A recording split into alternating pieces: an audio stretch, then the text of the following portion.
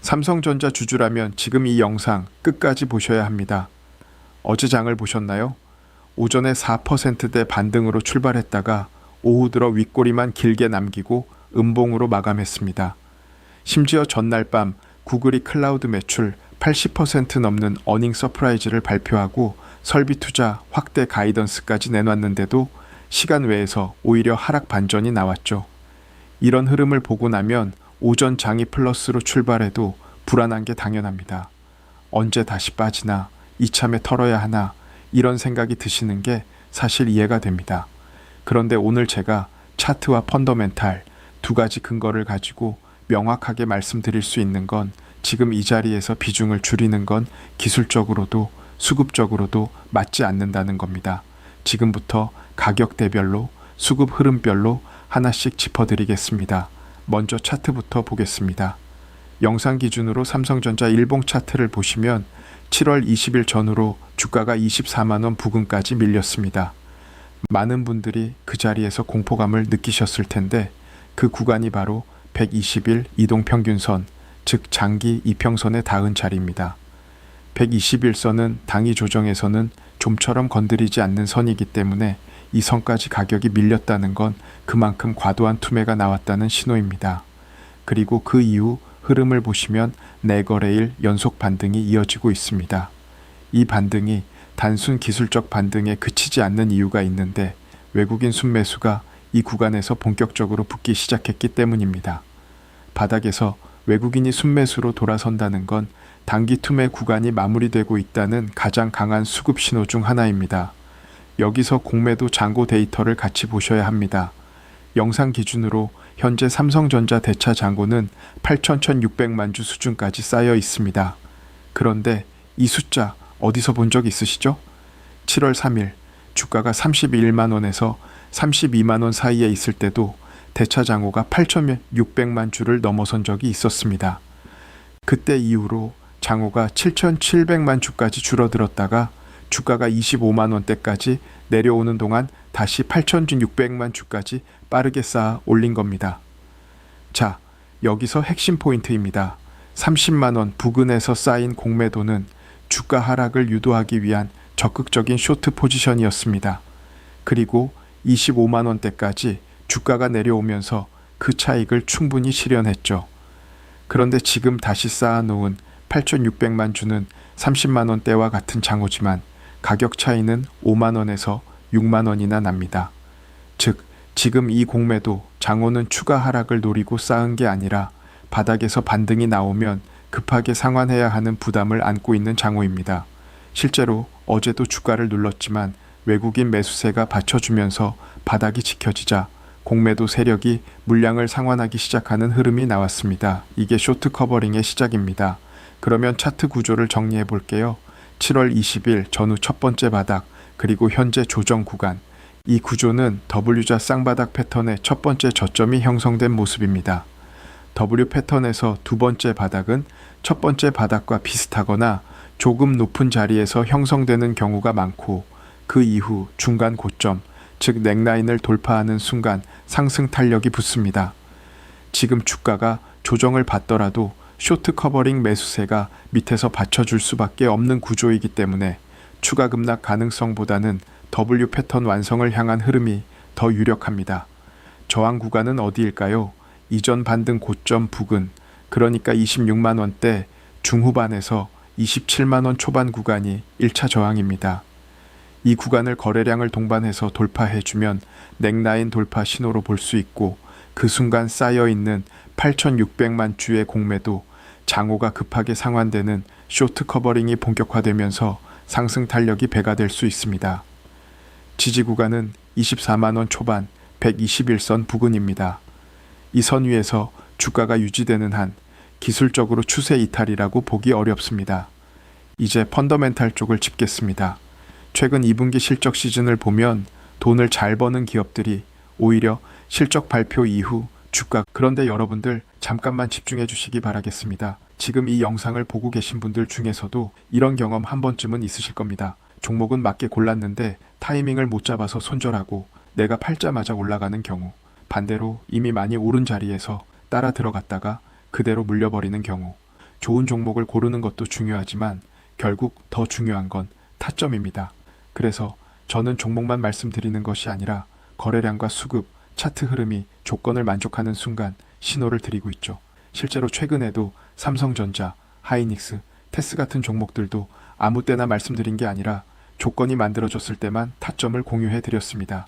삼성전자는 4월 6일에 말씀드리고 딱 2배 상승, 하이닉스는 4월 20일에 말씀드렸고 140% 상승, 더 많이 있지만 마지막으로 말씀드린 테스도 6월 8일에 말씀드리고 50% 상승했죠. 오늘 설명드린 이 종목도 마찬가지입니다. 아직 끝난 종목이 아니고 이제 시작을 준비하고 있는 자리일 수도 있기 때문에 가장 중요한 건 언제 들어가느냐 이겁니다. 시장이 과거와 다르게 하루 만에 10%, 20%씩 움직이는 장에서는 타이밍 어긋나는 순간 결과값은 완전히 달라집니다.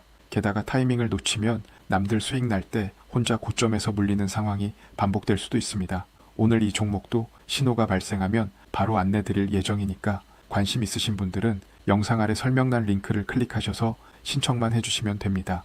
영상에서 보신 종목 적어주시고 아래 양식에 맞춰서만 작성해 주시면 끝입니다. 여러분들, 지금 시장은 결코 예전처럼 아무 종목이나 사서 기다리면 올라가는 시장이 아닙니다. 타이밍을 잡는 자만이 기회를 가져가고 타이밍을 놓치면 또 현실에 안주하는 겁니다. 빠지는 패턴이 반복되고 있습니다. 이게 이상해 보이지만 사실 논리는 단순합니다. 기업이 번 돈으로 데이터 센터 구축, AI 칩 확보, 설비 투자에 대규모 자금을 쏟아붓겠다고 하면 고금리 고유가 환경에서 현금 흐름이 줄어들 수 있다는 우려가 주가를 누르는 겁니다. 실적 자체가 나쁜 게 아니라 앞으로의 지출 규모에 대한 불안감이 반영되는 거죠. 그런데 여기서 LTA, 즉 장기 공급 계약 이야기를 하지 않을 수 없습니다. 영상 기준으로 내일 샌프란시스코에서 열리는 AI 서밋의 빅테크 CEO들이 총출동합니다. 청와대 공식 발표에 따르면 이번 자리에서 삼성전자와 SK하이닉스의 메모리 반도체 신규 장기 공급 계약 LTA 체결이 예정되어 있고 역대급 규모의 수치가 나올 거라는 언급이 있었습니다. LTA가 왜 중요하냐면 이건 단순한 MOU가 아닙니다.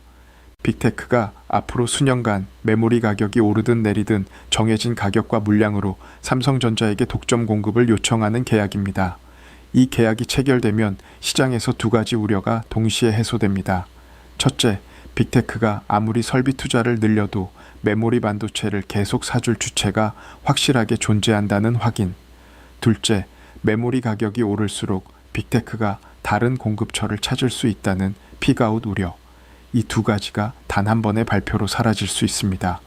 여기에 오늘 한국은행이 발표한 2분기 GDP 성장률도 주목해야 합니다.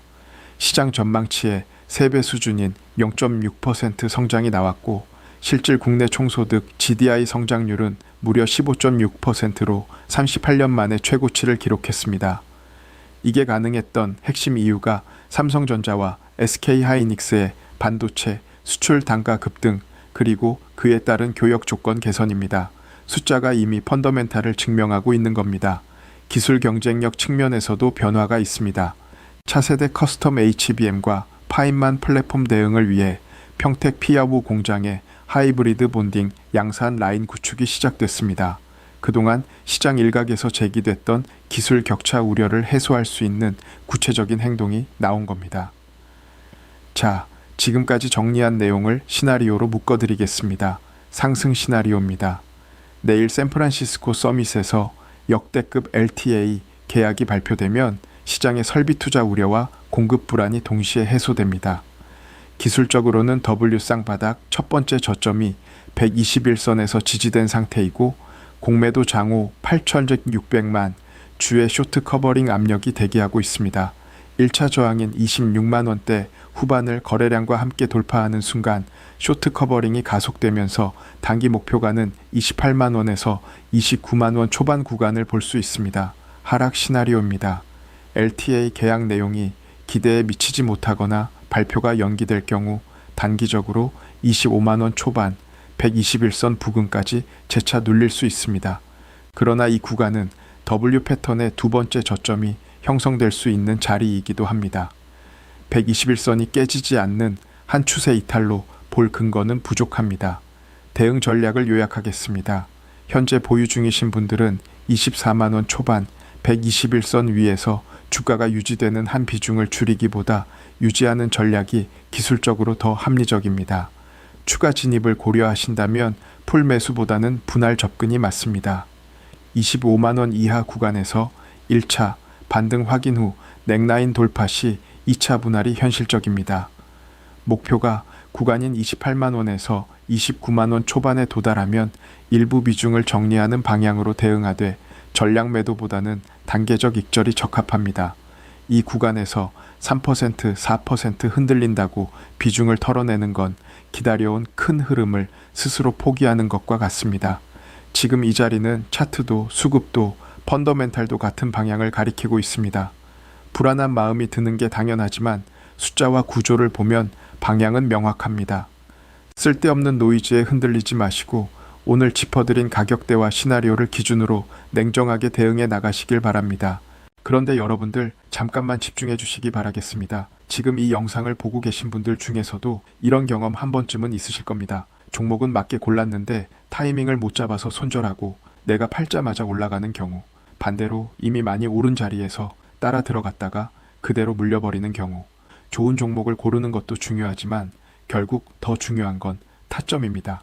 그래서 저는 종목만 말씀드리는 것이 아니라 거래량과 수급, 차트 흐름이 조건을 만족하는 순간 신호를 드리고 있죠. 실제로 최근에도 삼성전자, 하이닉스, 테스 같은 종목들도 아무 때나 말씀드린 게 아니라 조건이 만들어졌을 때만 타점을 공유해 드렸습니다. 삼성전자는 4월 6일에 말씀드리고 딱 2배 상승, 하이닉스는 4월 20일에 말씀드렸고 140% 상승, 더 많이 있지만 마지막으로 말씀드린 테스도 6월 8일에 말씀드리고 50% 상승했죠. 오늘 설명드린 이 종목도 마찬가지입니다. 아직 끝난 종목이 아니고 이제 시작을 준비하고 있는 자리일 수도 있기 때문에 가장 중요한 건 언제 들어가느냐 이겁니다. 시장이 과거와 다르게 하루 만에 10%, 20%씩 움직이는 장에서는 타이밍 어긋나는 순간 결과값은 완전히 달라집니다. 게다가 타이밍을 놓치면 남들 수익 날 때 혼자 고점에서 물리는 상황이 반복될 수도 있습니다. 오늘 이 종목도 신호가 발생하면 바로 안내 드릴 예정이니까 관심 있으신 분들은 영상 아래 설명란 링크를 클릭하셔서 신청만 해주시면 됩니다.